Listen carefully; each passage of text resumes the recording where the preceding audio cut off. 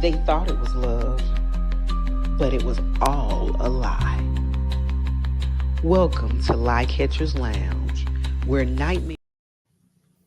What up? Welcome to Lie Catchers Lounge, the podcast where real dating stories meet real time truth analysis. I'm your host, Nikki Shantell, a trained human lie detector and background investigator.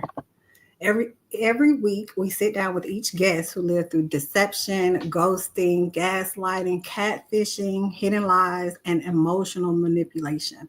And we break down what really happened. Today's guest is Royal. He's a 36-year-old Atlanta native who works in logistics and knows all too well what it's like when things don't go as planned, especially in a dating world. So he's going to be here today to share one unforgettable experience that left him questioning everything. But before we begin, a quick disclaimer. The stories shared in this podcast are based on each guest's version of their truth. The content is intended for educational and entertainment purposes only. We do not offer legal advice and cannot be held liable for any emotional, reputational, or legal outcomes related to this episode. Listener discretion is advised. Now, let's step into the lounge and find out what was real, what was rehearsed, and what should have never been trusted to begin with. Royal, what up? What's going on? How you doing, Nicole? How you doing, Miss Shantell? I'm doing good. I'm doing good. How you doing today? I'm doing wonderful. Here in Atlanta, it's a beautiful day. A little hot, but it's cool. I'm doing good. The city is always hot. It's always hot. But look, For sure. okay, so we're going to get into the nitty gritty. But before we get into the nitty gritty, being in Atlanta, we always hear stuff about Atlanta dating, right? Correct. So Correct. my first question to you is, what's your current take on dating in Atlanta? Okay. Currently, dating in Atlanta is for me, rather. I think it's here today, gone tomorrow type dating. Damn. We live in a world where we are interested, or I would say lustful in the moments. And like I said, here today, gone tomorrow. You may be into that person now, then next thing you feel like something happened, or this person is not what you thought this person was, and next thing you know, they're a memory. Not even a memory. They just gone in the wind. Okay. So to me right now, it doesn't seem like you sound a little hopeful when it comes to dating in Atlanta. I wouldn't per se just Atlanta, period. I would just say right now, to me, with new age dating has been one of those challenges. Okay. Okay, that's understandable. And I like the fact that you said new age dating because I want to lead into your story. How did you meet the date that we're going to talk about? Where did you meet this person? Did you meet her out in the wild or did you meet her on a dating app? I would think dating app. This was a dating app, definitely a dating app. Okay, And so unfortunately, we live in a world where the dating app is like the common thing right now. It's easy. It's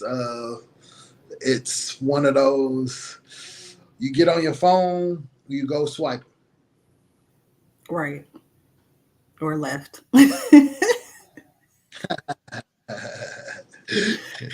Okay, so It's crazy. with that being said, then did like pulling this person up on a dating app, like did you feel like a vibe or something? What made you decide that you were gonna go ahead and reach out to this person? I think with me, this is where I got to get better at. Sometimes I get into my mode where I just go swipe, swipe, swipe, swipe, swipe, swipe, swipe, swipe. Yeah. So with me, I think I need to be more conscious on my swiping to the right. Okay. Now explain something to me because I am not the dater who dates. Like I don't date for one. Because of my background, I'm like super strict when it comes to dating. So if I meet somebody, I want to meet someone out in the wild. But what's swiping the left versus the right on the app? Is swiping right meaning you're making a match, or is it the opposite? So swiping right is actually meaning you like the person. Swiping Okay. left is hell no. I got you. So you're out here just actively swiping, because to me now it's starting to sound like it's a numbers game. Correct. And Okay. you know what? You know what? Now that I think about it, I may be some of the issue in today's dating pool. Because I do look at it as, you know what, it's a numbers game. I mean, boom, boom, boom, boom, boom, boom. Then it's like, that's not me. After you match, you kind of look at a person and you be like, why the hell did I goddamn swipe right? Well, the beauty of that is it's you can go ahead and tell them right away, like if you're interested or not, once you make that connection. Okay, so tell me. So go ahead and tell me what happened, like with this girl that you met from swiping right and you decided to proceed forward. And what did you go on a date? Did you make it to a date? Was it initial conversation? Well, with me, more than likely, yes. Once I've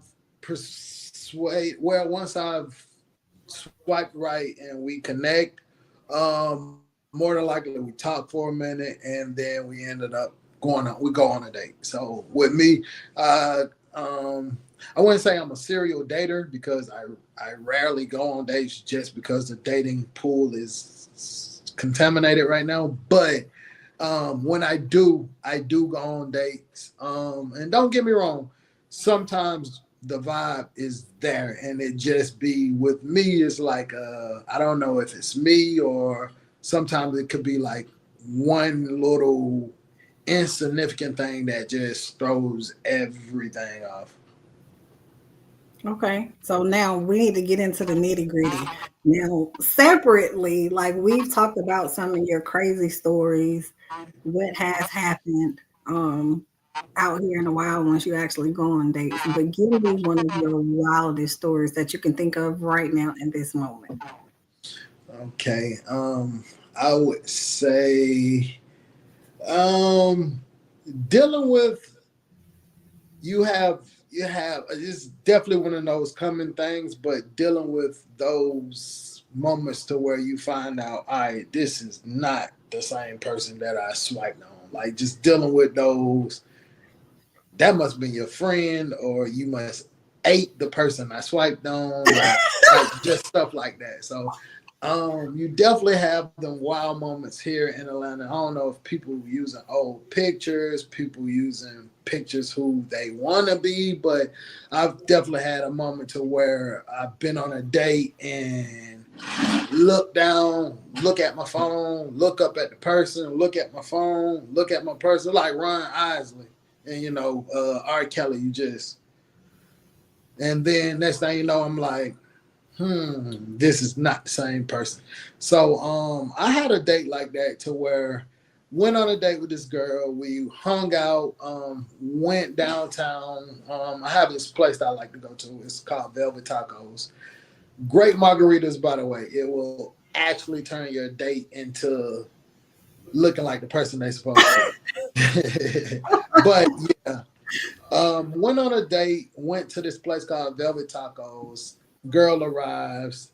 It looks totally like not the person that was in the app. And unfortunately, dealing with apps and pictures, you got filters, you got people who are taking just photogenic, but in person, they just not it. So, I Mm, mean, and with me, I wouldn't say that looks is everything, but for me, if I feel deceived off the rip, it's just a red flag right there. I got you. You feeling like if you can lie to me about something as small as a picture, then You what gonna else? lie? What else can you lie to me about? But so went on a date, went to Velvet Tacos, off rip, just didn't look like the same person who I was dealing with, been talking to, and that's why it's important. That's why I like what you said. I like to meet them in a while now because I've learned from that. It's best to meet them in a while because at least when you meet them in a while, you see who they is, you see the person, and it's no gimmicks about it. It's no hiding that. So went on a date with the person. Person wasn't the person who was portrayed to me. And me being me being a Cancer, I am kind of a nice person. So it's not like I'm just gonna be like, you know what, I'm gone. Which I have done that before, but this time, we've been plotting this out and planning this, so I didn't do it that time. So date going, I keep noticing that like it's like as the drinks going, the shit getting worse and worse and worse. It's like I'm realizing little stuff like, damn, this motherfucker said, and people lie all the time, but just saying different things, just starting to be more like portraying to be something they wasn't. So it was kind of one of those things that just became like I would say a bad vibe. Like having imposter syndrome automatically. Yeah, yeah. And then the crazy thing about it is the people who be lying or setting you up for things, they get mad when you kind of call them out on their BS. So it's like one of those things that they try to kill. They hate the message, but try to kill the messenger. So it's like one of those things that, damn, you getting mad at me for speaking my mind when you should have just kept it real from jump. Agreed. And then that's a good call out too, like to be able to recognize that up front. If somebody is already like, if I tell you something and I'm not coming from a place of hurt or coming from a place of anger or trying to be disrespectful, I'm just speaking my truth to tell you what I think, and you're automatically offensive, that means that it's no purpose of me trying to make it further down the line with you, because how are you going to know how to properly communicate when we're dating? That means you're automatically going to be offensive if I even say anything. Nobody wants to walk around on eggshells. So that's definitely a red flag. And that's one of those things that I noticed. I really noticed that a lot with people, just in general. People don't seem to take accountability on actions or take accountability when someone calls them out for something. So it's like nowadays people are so soft into just hearing something about them and they just get automatically defensive. This is true. This is true. And then I think the another side it could be how someone has grown up, like how their household was. What if they weren't like me? I'm not the person who got in trouble a lot at home. My siblings, on the other hand. I wonder what is your sibling doing now? I wonder. But no, like, some of those things actually matter, right? Correct. I mean, a lot of that kind of matters and it kind of plays a role into life in general. That's true. But then we don't even want to make it to that point yet. So if you already see those red flags right away, boom. Like we're of age where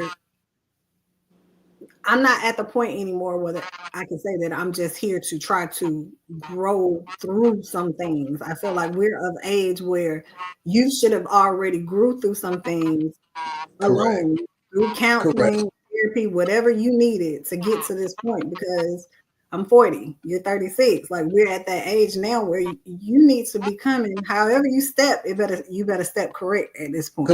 Correct. Or if you don't, you can't fault the person for not trying to deal with it. Agreed. I agree. And that just means that you need to maneuver and try to figure out where your person is going to be, because clearly it is what it is. Like that's just not your person. So just move along. Yeah. Okay. So when you see, and men are y'all are different. Y'all are very different from us women. But once you see for yourself the first sign of trouble with somebody, I want to know, like, do you block that person immediately? Do you just say, I'm not going to do it? Or do you kind of still like give some type of leeway? For me, it actually also depends on what type of red flag I see. I'm not gonna say I'm the best out here, but I I kind of get a little thrill off of some red flags. I like a little ratchet here or there.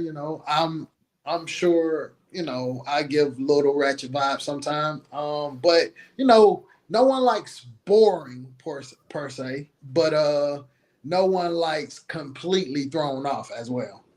Right. I got you. So you just want to look crazy, just a little bit of crazy, but not Put like a put a lot of little crazy. excitement in my life. Don't have me out here doing crazy things, or I say do this and you do it and like like a yes person. Like you gotta put a little excitement in my life. I mean, for me, I feel as a man, those things are definitely needed. It's definitely needed, and it kind of keeps me grounded and on edge. I got you. You know what just popped in my head? I mean, not the episode, but the movie Coming to America.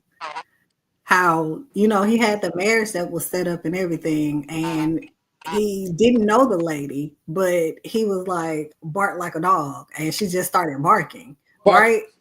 Yep. Hopping on I one foot, actually and had I that's so think, funny.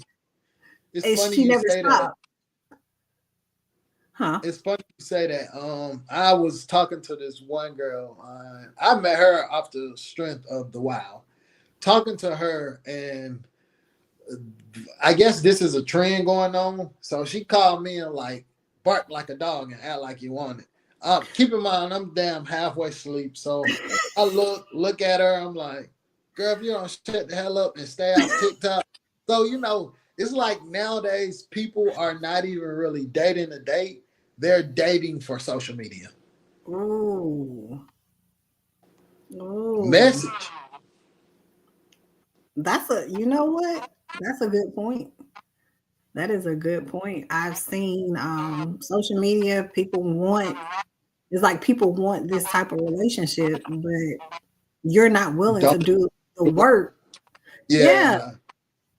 And so being in a relationship is a lot of work. That's not just something that's just going to be easy and it's always going to be roses and ish. So, And it's not only so work on your partner, it's self work. Like exactly. we change as humans, we change as people, and the way I was 5 years ago is probably not the same way I am now. So, it's one of those things that you got to learn how to be compatible with your partner, but you also got to learn how to grow and figure out the new you as well as you're doing this. This is true. Okay. So tell me this then. Um, I wrote a book that is titled Lie. And this is based off of my background, my training of learning how to detect certain lies. Now, granted, everyone may not fall under the category of to be able to say for instance, the basic thing, someone's starting to sweat. Just because somebody is sweating or perspiring while they're telling you something, that doesn't necessarily mean that they're lying. So for Correct. you, when you're out here dating and you're talking to these people to get to know them, what are some telltale signs that you kind of see that gives you like, oh, I think she's lying? For me, I literally just listen. You start to listen to a person, and after a while they start to kind of tell on themselves. Like matter of fact, uh like if you listen to people, they'll kind of just after a while they'll kind of start to tell you the real truth. Because one thing about keeping up with a lie, you're gonna have to remember that shit every. Oh, I'm sorry for cussing, but you're gonna have to remember it every time you go to tell that story. And one Right. thing about me is like that's why I don't lie. I'd rather give you the opportunity. I tell my truth or tell the truth, and I'd rather give you the opportunity either say, hey, I'm gonna deal with that or I'm not dealing with that. And that's okay with me. Okay. And that makes sense because that's something that we definitely need to do. Um, Everyone definitely has their truth, their side to the story. What they say is two sides to a coin, right? Correct. But I think that is also based off of interpretation. That's really what it boils down to. How is someone interpreting something? And then that interpretation in itself could just be based off of their lifestyle, how they grew up, what influenced them, their trauma. So all of those things are definitely considered in that.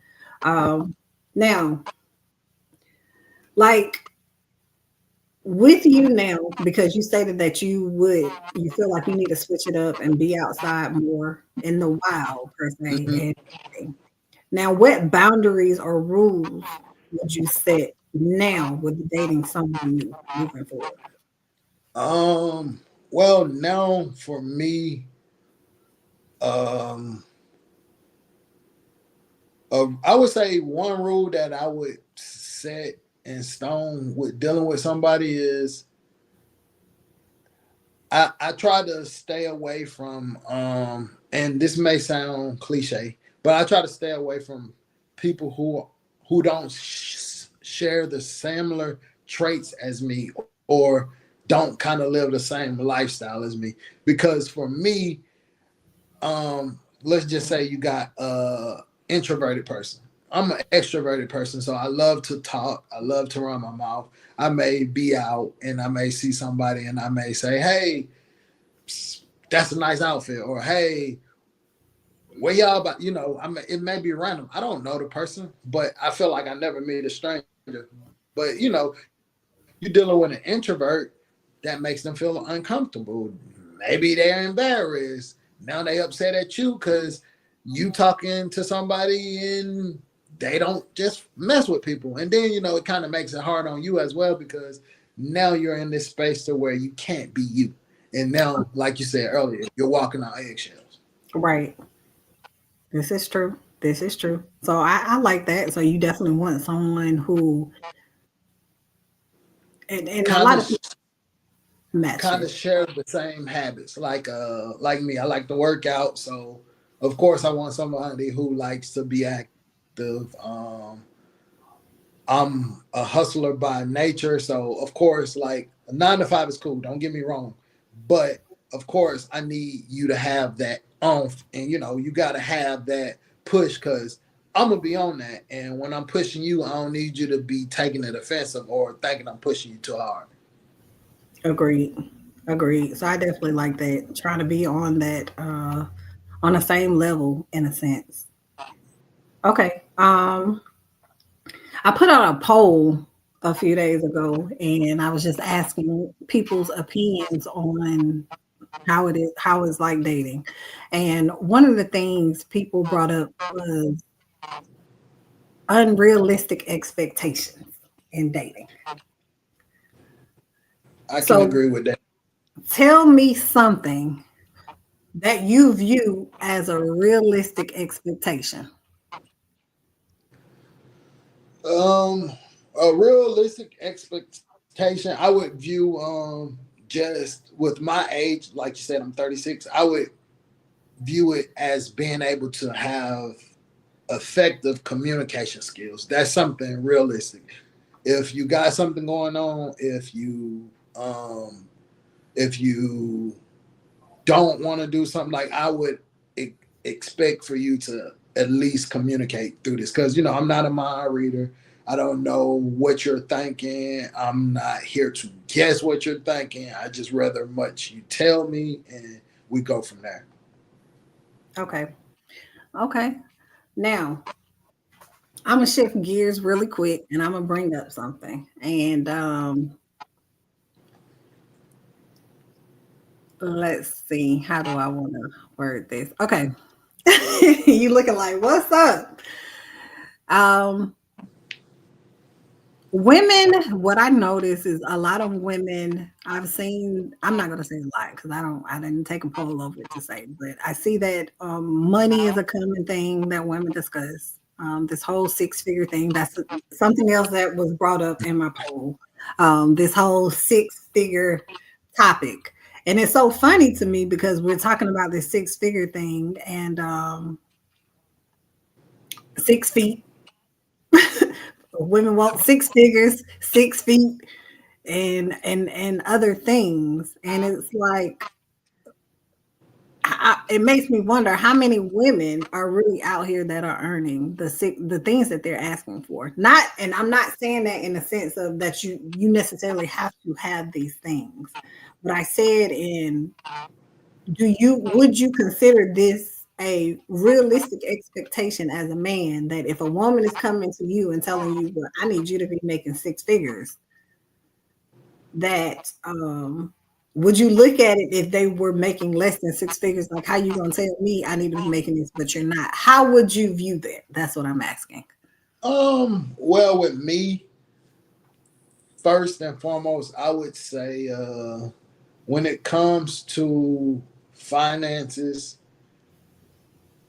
you as a man, you definitely should focus on that before you even get out here and date. Mm. Um, it's one of those things that I've learned through my years of just being alive, just living. It's one of those things that as a man, if you focus on you, whether it's your health, whether it's your mental health, whether it's your finance health, with your spiritual health, you focus on you and you get those things right, it gets contagious. People see that, people feel that. So it's one of those vibes and vibrations that people want to gravitate to. But when it goes to that question that you asked me about women with these demands of 6 feet, six figures, yada yada yada. It's like this. Think about it like this. What if a guy came to you and was like, "Well, my haircut is $40 every week. I need $40 for my haircut. My PlayStation 5 games is $69.99. I need my new games. Jordans cost $200. I need new Jordans. Um, I like to have sex every day. I need sex on demand. You, I need you to look bad and cook every. It's one of those things that we gotta really look at. Like, even the people who you see on social media, they're not even living their life every day. So it's one of those things that you got to kind of look at and think to yourself, like, let's be real here. And if you're really serious about dating, which I think we live in a world where people are really not serious. They just want to date to date. They want to date to take pictures. They want to date to say they're dating. They want to date to do this social media stuff. But if you're really serious about dating, you would kind of look at those things and you would kind of ask yourself, all right, this man, if I'm dating this man, I like this man. Maybe God didn't give him that 6 feet height. But how can I help him get those six figures that I'm telling him that he needs? What can I install in him, or what can I do for him to take off some stress so he can focus on achieving those six figures that I want him to achieve? So it's kind of one of those things that when dating nowadays, you got to kind of look at it. If you're serious, you got to kind of look at it and see, how can I add value to this relationship, and stop questioning you need A, B, C, D before I even start to date you. Because hell, half of the people don't even have their finances in order. They live in check to check now, And I don't care if you make $100,000 a year or if you're making $50,000 a year. You still got some people who making $100,000 still living check to check. So it's one of those things that it's one of those things that you got to really say, look at me.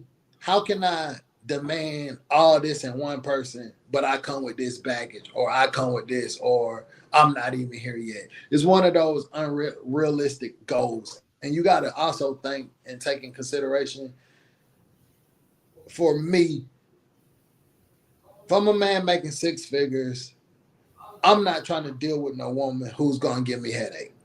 That's just first and foremost. Once you get to, once you're a man and you become financially stable and you making money, you have options. So it's not like yeah, just because this woman look good, that looking good and having sex good, that just ain't cut it. Once you get into that financial point, because now you got options. You got people will break their back for you. You got people who will do things for you. So like the dating pool kind of opens up a little more. It may be even more pissy, but it opens up more. So you get more options. I got you. And I think people realistically, like you said, we definitely need to one focus on self and understand that nobody's out here to bring you happiness. Like your happiness, that's your thing, that's your job, that's your inside thing. All you can do as a person is do your part. And I think that's the issue though. I think nowadays people date one because they feel like being single is hard or doing things by themselves is hard. Two, they think that it's gonna bring them happiness. You'll probably be happy in the moments, but then it's gonna be them times. It's the world constantly goes, life constantly flows like this. It's not one of them things that it's always sunny.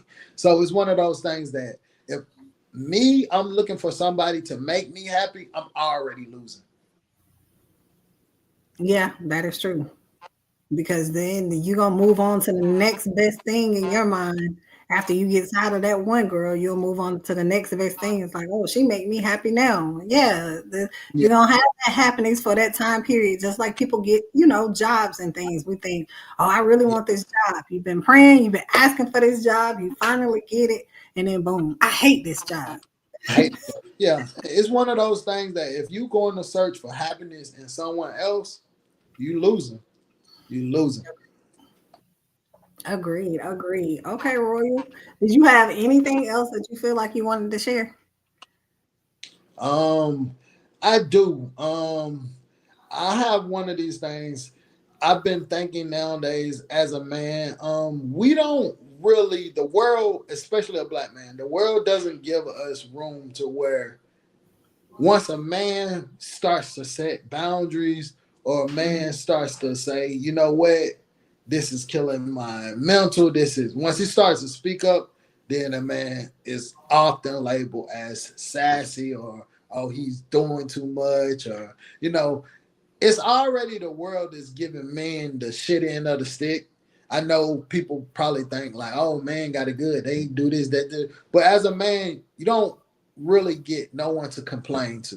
You don't get no one to say, damn, I had a fucked up day. No one cares about that because as a man, it's like you was taught to get up, shake it off, continue on. You got stuff to do.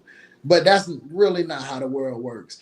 But I say that to say this, it's more so one of those things that I've learned now with dating, especially if you're gonna date online, do a background check on these women before you say, I'm gonna commit with a date. Cause it's one of those things that I also noticed that as a man, normally you paying for the first date, the second date, the third date, whatever. But as a man, you sit there, you say, you know what, I'm up here chasing these dates, not finding the right woman for me. Take the time, do the background check. If that checks out, take the time, go on a coffee date. See if you actually like this person. You don't have to sit here and say, you know what, I'm gonna take her to this restaurant.